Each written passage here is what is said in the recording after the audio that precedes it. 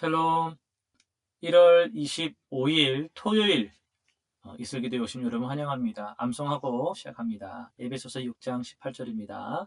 모든 기도와 간구를 하되 항상 성령 안에서 기도하고 이를 위하여 깨어 구하기를 항상 힘쓰며 여러 성도를 위하여 구하라. 한 번 더 합니다. 모든 기도와 간구를 하되 항상 성령 안에서 기도하고 이를 위하여 깨어 구하기를 항상 힘쓰며 여러 성도를 위하여 구하라. 아멘. 오늘 우리가 살펴볼 말씀은 창세기 26장, 마태복음 25장, 에스더 2장, 사도행전 25장입니다. 네 본문을 지혜라는 주제로 살펴보도록 하겠습니다. 창세기 26장은 이삭의 갈등 해결 지혜를 다루고 있습니다. 그 땅에 기근이 들매로 시작하는 이 장에서 이삭은 세 가지 위기에 직면하죠. 기근, 아내를 빼앗길 위험, 그리고 우물 분쟁입니다. 특히 우물 분쟁에서 그의 지혜가 돋보이는데요. 블레셋 사람들이 우물을 빼앗을 때마다 물러나면서 새로운 우물을 팠고 결국 여호와께서 우리를 위하여 넓은 지면을 주셨으니 라며 르호봇에서 평화를 얻었습니다. 마태복음 25장은요. 종말을 준비하는 세 가지 지혜를 보여줍니다. 열 처녀 비유는 영적 예비의 지혜를, 달란트 비유는 은사 활용의 지혜를, 양과 염소의 비유는 이웃 사랑의 지혜를 가르칩니다. 각각의 비유가 서로 다른 차원의 지혜를 다루면서도 모두 주님의 재림을 준비하는 자세와 연결됩니다. 에스더 2장은 때를 분별하는 지혜를 보여주는데요. 모르드게는 에스더에게 자신의 민족을 밝히지 말라고 지시를 합니다. 또한 왕을 향한 음모를 발견했을 때는 즉시 보고합니다. 이러한 분별의 지혜가 후에 유대 민족 전체를 구원하는 토대가 됩니다. 그리고 사도행전 25장은 바울의 전략적 지혜를 보여줍니다. 유대인들의 지속적인 음모 앞에서 바울은 가이사에게 상소하죠. 이는 단순한 도피가 아니라 로마 시민권을 전략적으로 활용하여서 복음 전파의 새로운 기회를 만든 지혜로운 선택이었습니다. 오늘 우리는 마태복음 25장을 좀 더 살펴볼 텐데요. 마태복음 25장 1절에서 13절까지의 본문을 가지고 지혜로운 준비라는 제목으로 말씀을 전하도록 하겠습니다. 1절을 다시 한번 보시면 그때의 천국은 마치 등을 들고 신랑을 맞으러 나간 열 처녀와 같다 하리니 라고 말씀합니다. 당시 유대 결혼 풍습을 우리가 좀 알면 좋은데요. 결혼식을 보통 밤에 거행했고 신랑은 신부의 집에서 자신의 집으로 신부를 데려오는 행렬을 했습니다. 이때 들러리들이 등불을 들고 기다렸다가 행렬에 참여하는 것이 그들의 관습이었죠. 열 처녀는 모두 같은 조건에서 시작했습니다. 모두 등을 가지고 있었죠. 그리고 모두 신랑을 기다렸죠.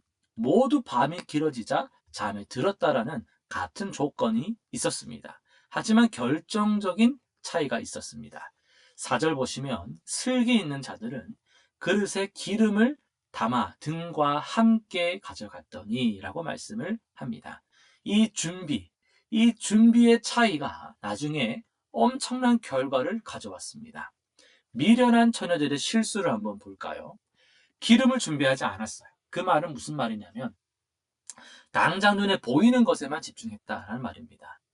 두 번째, 기다림이 길어질 것을 예상하지 못했습니다.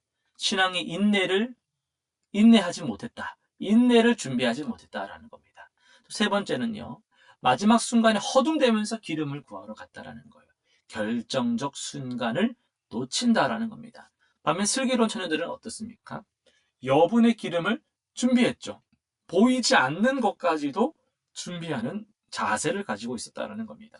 두 번째, 긴 기다림을 예상했다라는 거예요. 인내할 자세가 되어 있었다라는 겁니다.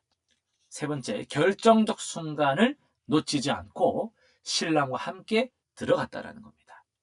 11절 보시면 이에 미련한 자들이 와서 이르되 주여 주여 우리에게 열어주소서라고 말합니다. 이 얼마나 비참한 외침입니까? 하지만 때는 이미 늦었습니다. 내가 너희를 알지 못하노라. 무서운 선언만이 남았습니다. 이 비유가 오늘 우리에게 주는 교훈은 무엇입니까? 첫 번째로 영적 준비는요, 대신할 수 없다라는 거예요. 기름을 빌릴 수 없었던 것처럼 믿음은 개인적인 겁니다. 부모의 신앙, 배우자의 신앙으로 대체될 수가 없습니다. 두 번째는요, 준비할 시간은 지금입니다. 그날과 그 시각을 알지 못한다 했습니다. 신랑이 더디 온다고 해서 지금은 아니겠지, 오늘은 아니겠지, 요즘은 아닐 거야 라고 방심하면 안 된다라는 거죠.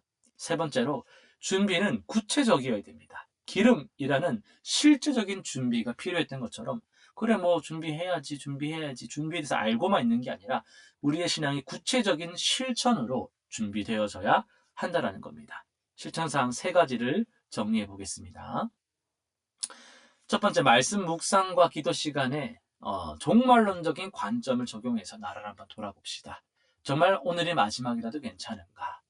정말 주님 지금 오셔도 난 준비되어 있는가? 그 지혜로운 삶을 살고 있는가를 생각해 보는 거죠. 두 번째, 공예배, 또 기관 예배, 기관 모임, 뭐 기도회 등 이런 은혜의 방편들을 더욱 충실하게 실천하는 것.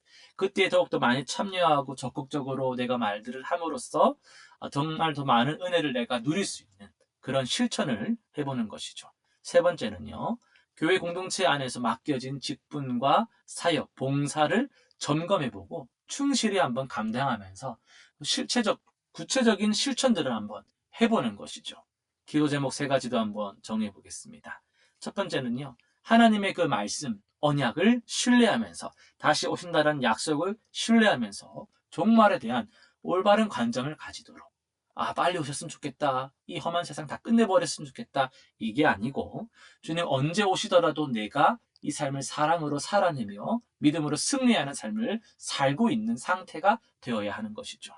또 두 번째는요, 말씀과 기도, 이 예배를 통해서 영적 분별력이 자라나서 미련한 자가 되지 않고 지혜로운 자가 되게 해달라고 기도합시다.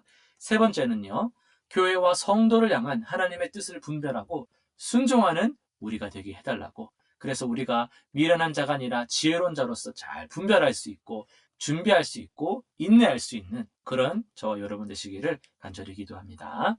기도하고 마치겠습니다. 깨어있으라 말씀하시는 주님, 우리가 이 마지막 때를 믿음 안에서 깨어있길 원합니다. 미련한 처녀들과 같지 말게 하시고 슬기로운 다섯 처녀처럼 참 언제 주님 다시 오실지 모르지만 기름을 준비하는 그런 실전적인 그런 신앙이 되기를 원합니다. 우리가 말로만 주님 다시 오신다는 것을 안다라고 말하지 말게 하시고 우리 삶의 자리에서 주님 지금 오셔도 아무런 우리가 아쉬움이 없고 후회가 없을 그런 삶을 우리가 오늘도 살아갈 수 있기를 원하오니 이 종말의 때에 준비하는 지혜가 우리 가운데 있게 하여 주옵소서. 감사드리며 예수님의 이름으로 기도합니다. 아멘.